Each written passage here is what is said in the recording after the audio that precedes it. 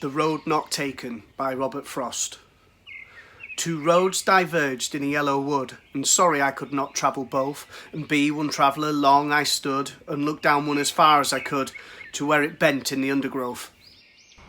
Then took the other, as just as fair, and having perhaps the better claim, because it was grassy and wanted wear, though as for that the passing there had worn them really about the same. And both that morning equally lay in leaves no step had trodden black. Oh, I kept the first for another day, yet knowing how way leads on to way, I doubted if I should ever come back. I shall be telling this with a sigh. Somewhere, ages and ages hence, two roads diverged in the wood, and I took the one less travelled by, and that has made all the difference.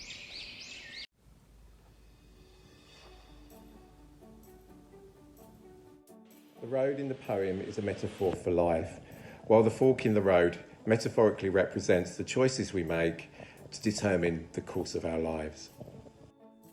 The simile in the second stanza, as just as fair, shows how the poet links the road less taken to the easy way through life. The paths are equal, but we find out something new, that it is morning. It's possible that our speaker is the first to travel to this place on that day.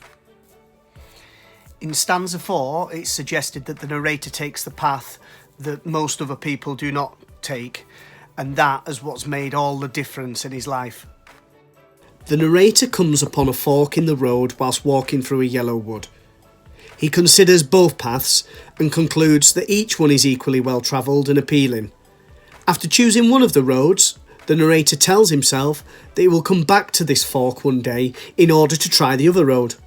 However, he realises that it is unlikely that he will ever have the opportunity to come back to this specific point in time, because his choice of path will simply lead to other forks in the road and other decisions.